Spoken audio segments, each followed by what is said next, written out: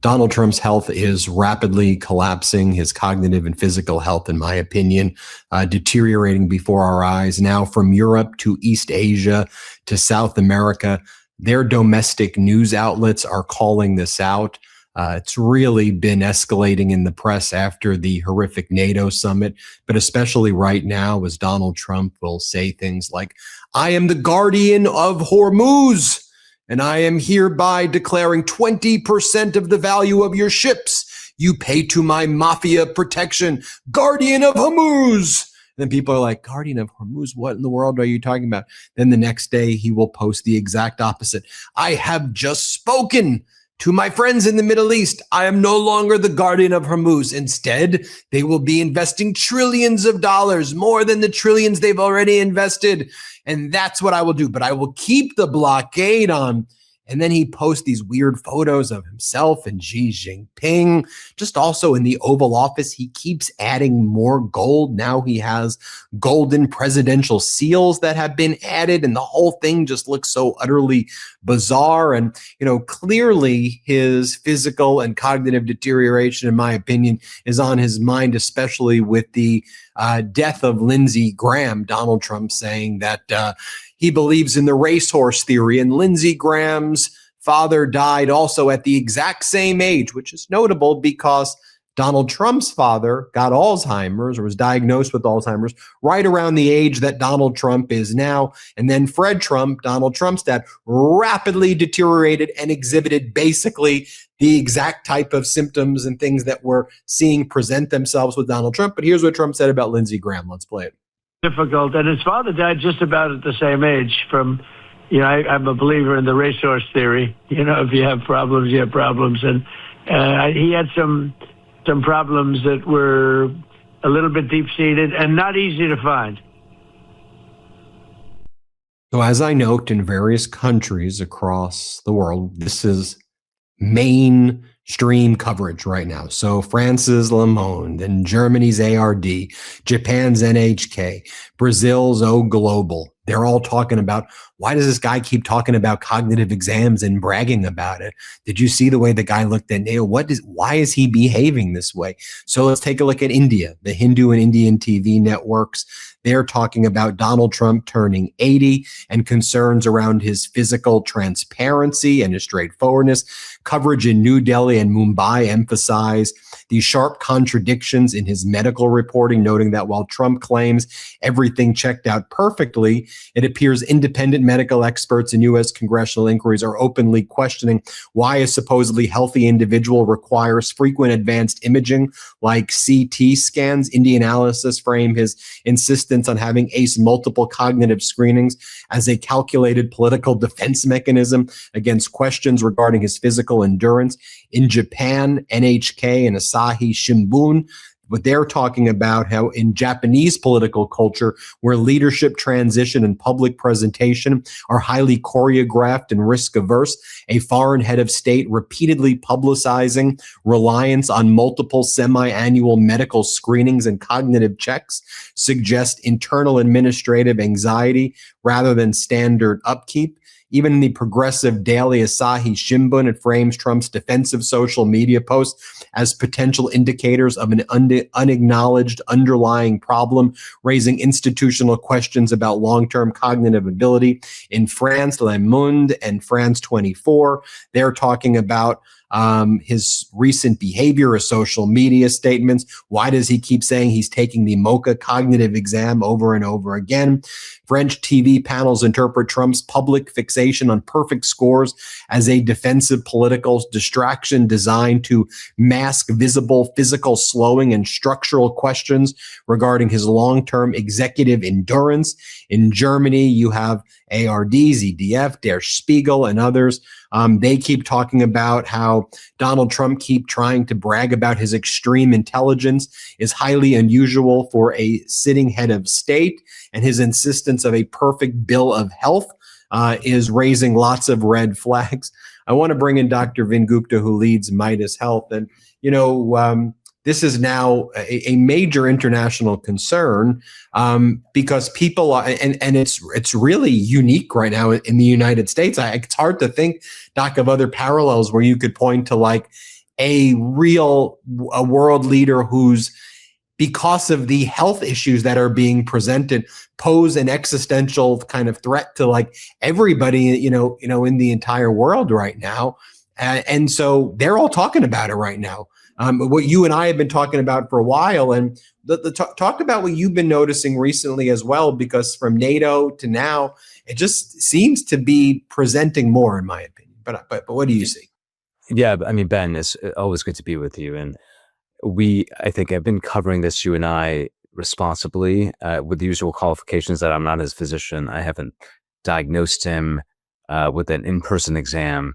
So just to get that out of the way, there is no question, and I've heard all sorts of commentary from afar, justifying his behavior as just reflective of his age, all the way to harsher criticisms and levying diagnoses. I think we can ask very reasonable questions, and in an 80-year-old that's behaving the way he is, which is, for example, confusing the country of Iran with Japan. I mean, I think we all saw that. So these increasing verbal errors and confusion, changes in coherence. I mean, these long digressions that ASIN and others will actually just post verbatim on Twitter. I mean, people can just go and see the dialogue. He's trailing off. He's not completing sentences. He's tangential thought, all sort of wrapped up in one long incomplete sentence. He has physical changes that are obvious, that seem like they're getting accelerating, and so it's hard not to ask the question: why is somebody like him? Why aren't we talking about it more? I.e., not you and me, but why isn't there more of a chorus here, the way there was with the former president? And does he have capacity to engage in the required executive functioning that you need to be in the highest office in the land? And I think that if we're being objective, and if his supporters were being objective, if the former president, say President Biden, were to make some of the verbal miscues that the current president is doing, we'd be talking about it endlessly. General confusing. I believe he confused General Electric with General Motors just the other day. I can't even imagine the uproar that would have happened if it was the former president. And so there's a different standard, one. Two, I think we should ask questions about capacity. Does he have the capacity to engage in high-level thinking and high-level decision-making that is consequential for the country and for the people of other nations across the world? I have serious concerns there. And I think any reasonable person, after now witnessing this decline over the last 18 months, should have a similar set of at least concerns and questions. And then, yes, he does nothing to reassure any of us, Ben, that, taking repeated mocha tests, he continues to talk about this. And, I imagine his physicians and the people around him have actually I'm assuming they've likely told him that is not an adequate defense. That's not an adequate flex. It's not intending what you think it's intending, and therefore it's actually making you look weaker. He's probably just doing this of his own volition. And again, that's the problem here. He doesn't even have the capacity to understand what could be an adequate defense to justify his performance and all these miscues. I'll give you a perfect example. So he's doing an interview the other day. This right-wing media host tells Trump, "You're going to take out Pickaxe Mountain in Iran. You're going to do it, right? That's what we want you to do." And then Trump hears it, and then he goes, "We're going to take out Pickaxe. They better watch out at Pickaxe Mountain."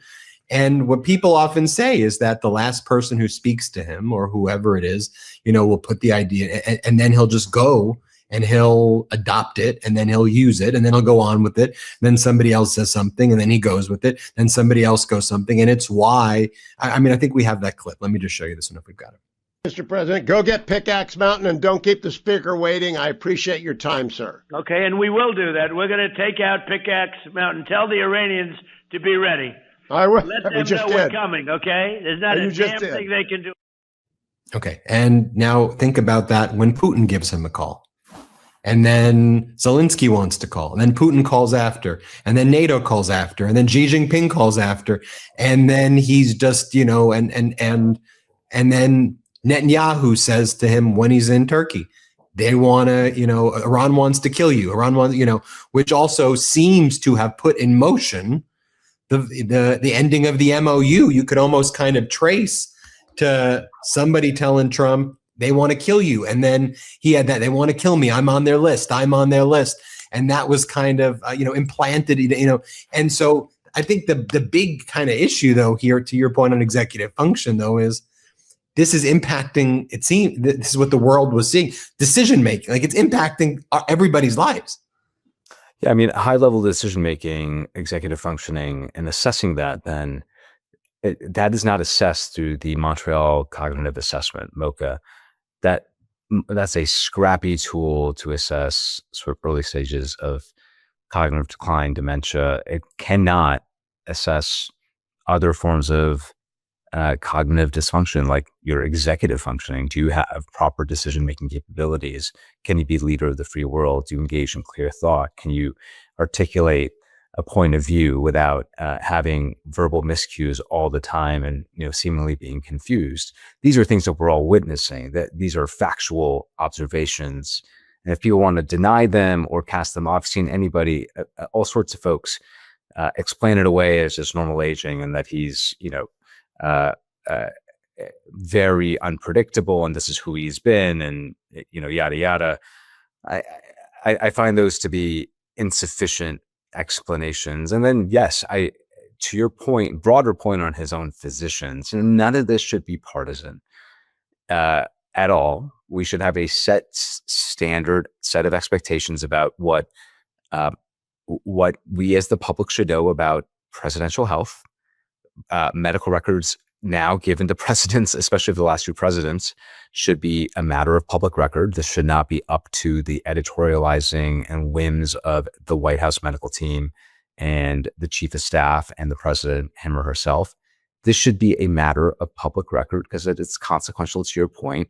And, we're seemingly getting these disconnected statements and then alarm across the world because nothing is making sense. And so none of this should be partisan. And I mean, I hate to say it because I don't want to cast aspersions on folks in my own profession, but nothing that his own medical team is doing acquits them well, that they know what they're doing, that they're competently managing the president's health. So either they're not able to redirect him, and if that's the case, why not just leave the position and come intact with your reputation? But if that's not the case, then what are they doing? There's a series of gaffe after gaffe and just confusing decision that does not acquit them as being credible physicians. Finally, I want to talk about another massive public health issue because the screening tools have been eliminated, and there seems to be a causal relationship there. People are learning about this explosive. There's a medical name for it, but basically this explosive diarrhea and different types of food. And there was detection methods and things that were pushed aside, during the whole purges that we saw early on. Talk to us about what this is, how big a deal of it is. What should people know, Doc? I mean, part of the issue here, Ben, and for our audience, this is the explosive diarrhea, quote unquote, outbreak that's happening now in over 40 states, double the case count in just a matter of, say, 72 hours. I mean, it's, kind of giving us, sort of eerie reminders of early days of, 5 years ago, these case counts just climbing logarithmically. This is not a pandemic. This is not the same thing, but there's some similar overtones here of leadership that's not meeting the moment, leadership that's perhaps making it a lot worse because they don't know what they're doing. And, we thought disinvestments in public health might have impacts maybe a few years down the road. But now we're seeing that this stuff is happening in real time, Ben. They, at Kennedy and his team, disinvested the foodborne disease surveillance team. They basically gutted it at the CDC. What does that team do? It specifically looks for parasites like Cyclospora, that causes cyclosporiasis, i.e. watery explosive diarrhea. It's specifically, that team is supposed to specifically look for outbreaks of that, because this is not uncommon in the summer. This is a parasite that is found on produce in warmer climates. So of course, in the summer, we're going to see cases, and that's not unusual. We see cases every single summer. What we don't normally see is 10x the number of cases in places like Ohio and Michigan that we're seeing now. We're seeing a dramatic increase in cases, people severely ill, dehydration, especially those that are elderly or immunocompromised. This can be very, very serious. But typically, we didn't really talk about it. You and I wouldn't be talking about this last summer, the summer prior, especially because we had a CDC team that was in place that could detect spikes and say cyclospora before it became a full-fledged pan-state outbreak. And that is no longer the case, because here's why. That CDC team no longer is actually tracking incident cases of cyclospora before it becomes a full-fledged crisis. They specifically are not looking at that now. They're looking at other bacteria like E. coli, but they didn't have the resources to look and track cyclospora. So one wonders, why are we talking about this? Well, direct causal line to the decisions that were made, 6-8 months ago. We thought those decisions would impact us, say, in 3 to 5 to 10 years. It's impacting us within, prior to even the midterms. And so let me just close by saying, what do people need to know? My advice would be, I don't think you have to avoid produce. There's some advice out there saying just avoid all produce for the foreseeable future. That feels extreme to me. Just wash your produce. If you're going to eat green leafy vegetables, wash it, at least for 30 seconds. Make sure you're doing it in a strainer. Give it a good rinse. If you're elderly, if you're immunocompromised, if you're medically fragile, on multiple medications, my recommendation, that specific case, would be to avoid fresh produce like raw leafy lettuce and cook it. Just cook your produce for the foreseeable future until we can get a handle on what the origin is. It looks like we're maybe headed towards that understanding, Ben. Just cook it if you're medically higher risk. And then when to seek a medical provider, I think that's really critical as well. Again, a few days of GI symptoms, so watery diarrhea that is not abating, if you're not able to keep any fluids down, Ben, and if you're medically higher risk. So again, a few days of symptoms, not able to keep any fluids down, getting dehydrated, and you're somebody that's medically higher risk, so older than 65, underlying medical condition, on an immunosuppressive medication, please speak to your medical provider. There's treatments, specific antibiotics that can treat cyclospora, but early testing, early treatment, really vital to keep you out of the hospital or, God forbid, any other complications. So something to keep in mind. And lastly, I'll just say, where is the messaging from this administration on any of what we just talked about? There's effectively nothing. And so just something to keep in mind. It's exactly what I was about to say. What you just said there by itself can be immensely helpful to people in protecting themselves. And because this Trump regime is so focused yet again on covering it up and acting like they're not responsible for it, it reminds me a lot of COVID. Don't test and there's no cases. Pretend it doesn't exist and it's not there. But it is there. And it's impacting people. And just because you don't acknowledge it doesn't mean that it's not impacting people. And it's why you and I do these segments also, because fortunately, we have a really big audience here, and we can talk about topics like this as well, and get the knowledge out to people, and hopefully this is something that people will follow, and they'll be, and they'll take some steps, to help protect themselves. Doc, thanks as always. Thanks, Ben. Everybody hit subscribe here. That's Dr. Vin Gupta from Meidas Health. You can check out more from the Meidas Health podcasts and shows that we release. Dr. Gupta leads that. And then make sure you subscribe here. Let's get to 7 million subscribers. Want to stay plugged in? Become a subscriber to our Substack at MeidasPlus.com. You'll get daily recaps from Ron Filipkowski, ad-free episodes of our podcast, and more exclusive content only available at MeidasPlus.com.